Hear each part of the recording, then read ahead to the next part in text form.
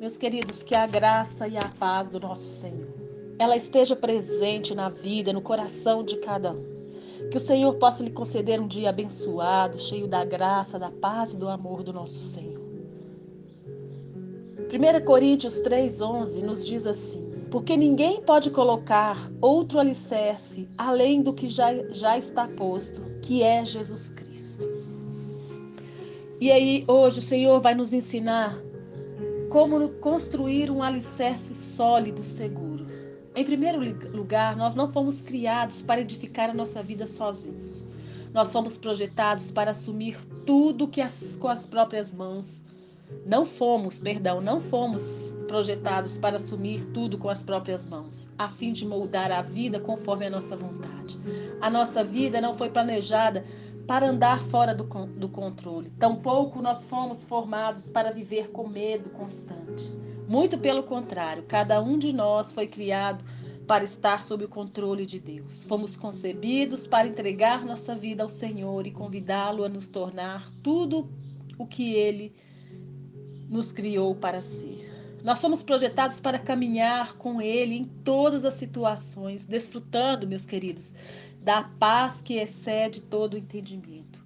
E é possível estabelecer nossa vida sobre uma fundação tão firme que não importa o que esteja acontecendo ao redor, nós não seremos abalados. Para isso, a nossa vida precisa estar edificada sobre a rocha. Jesus disse em Lucas 6,47: eu lhes mostrarei com quem se compara aquele que vem a mim, ouve as minhas palavras e as pratica. É como um homem que, ao construir uma casa, cavou fundo e colocou alicerces na rocha. Quando veio a inundação, a torrente deu contra aquela casa, mas não a conseguiu abalar porque estava bem construída. Essa rocha sólida é Jesus. A presença dele impacta todos os aspectos da nossa vida. A rocha sólida também é a palavra de Deus, meus queridos. Jesus, ele é chamado de palavra viva. Isso porque Jesus é a palavra. Jesus e a sua palavra são inseparáveis. Nós não podemos ter um sem o outro. E Jesus e a sua palavra são um alicerce sólido sobre o qual nós podemos construir e estabelecer a nossa vida. E quando nós aceitamos Jesus, ele nos dá o seu Espírito Santo para habitar em nós, que é o sinal de que nós pertencemos a ele. O Espírito Santo nos capacita a viver aquilo que a palavra nos ensina. É a maneira de Deus nos transformar e operar de modo profundo em nosso coração, a fim de nos manter firmes, seguros e fortalecidos. Jesus, a palavra de Deus e o Espírito Santo de Deus nos ajudam a permanecer firmes, não importa o quanto o mundo ao redor esteja abalado e desmoronando. Agora nós precisamos entender, uma guerra está sendo travada. E se você crê em Jesus e o aceitou como Salvador, você faz parte do corpo de Cristo. Isso significa que você está inserido na batalha espiritual entre Deus e o inimigo. Na verdade, mesmo que ainda não tenha recebido Jesus em sua vida, você está na guerra.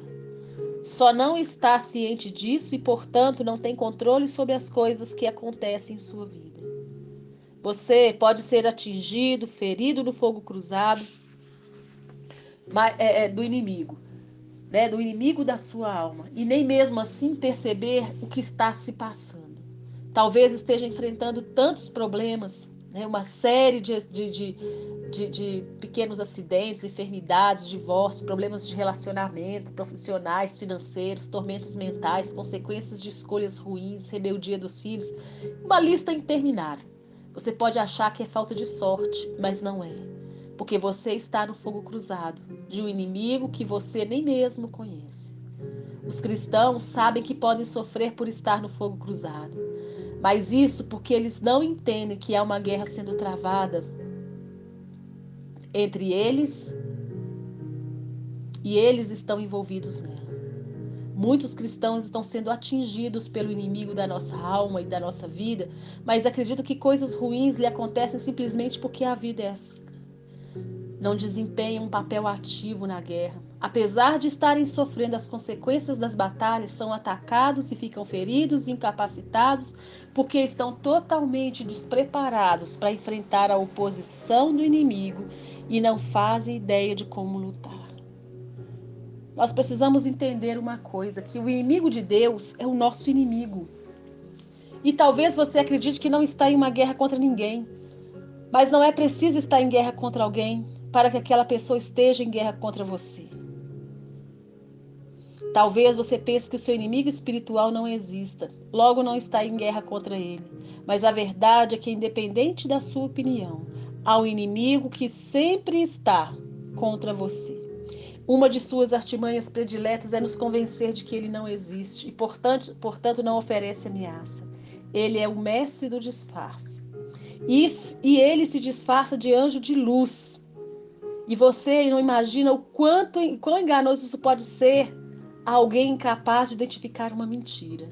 Talvez você esteja pensando, eu não quero pensar e nem falar sobre o inimigo. Eu também não. E nós não temos que fazê-lo.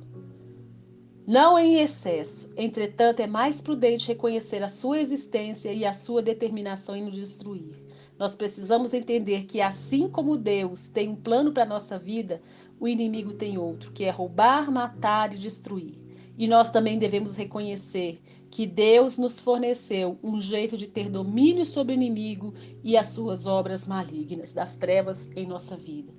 Porque se nós não entendemos isso, nós ignoraremos o inimigo ou fingiremos que ele não existe, possibilitando que os planos dele sejam bem-sucedidos.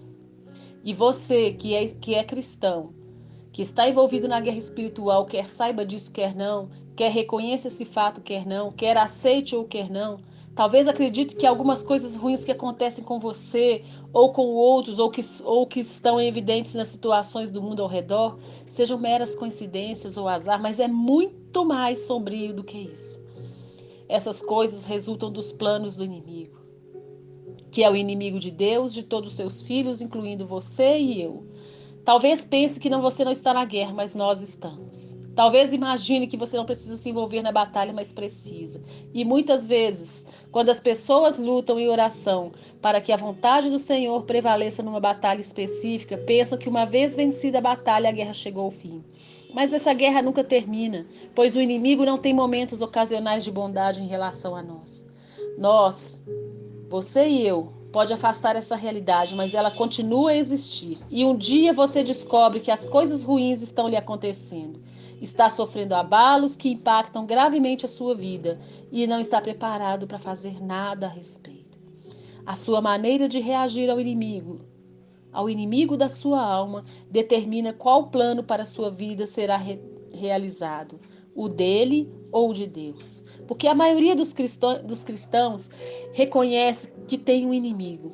Leram a Bíblia e estão cientes desta parte. Oram para que a vontade de Deus prevaleça. Contudo, ocorrem muitas batalhas na vida e Deus chama os que nele creem para lutar por seu reino como guerreiros e guerreiras de oração. Não se trata de um grupo formado por cristãos selecionados, né, que são mais espirituais e que gostam desse tipo de coisa ou não, né, ou que não tem nada melhor para fazer. Deus chama todos os cristãos para travar a batalha espiritual. E uma forma de encarar isso é pensar no novo nascimento como ingresso no exército de Deus. E nós precisamos ter consciência disso. Pense nisso. Que você possa viver os seus dias de bem com a vida, de bem com Jesus nessa terra, sabendo que o Senhor é contigo e que Ele é aquele que te usa como guerreiro de oração e o Espírito Santo te conduz nos seus dias. Vamos orar? Senhor, eu oro para que me ajude, Senhor, nos ajude a edificar a nossa vida sobre a base sólida, Pai. Senhor, sabemos que não há mais o alicerce mais firme do que aquele estabelecido sobre a rocha que é o Senhor Jesus e a palavra, Pai. E não importa o que estremeça ao meu redor, Senhor, Tu me dás força, me dá uma fundação que jamais, Senhor Deus, poderá ser abalada ou destruída. Então me ajuda a lembrar, Deus, que nós somos instrumentos na guerra entre Ti e o inimigo, Deus, e que a vitória em minha vida depende, Senhor Deus, da minha disposição de ouvir o Teu chamado para orar, Pai.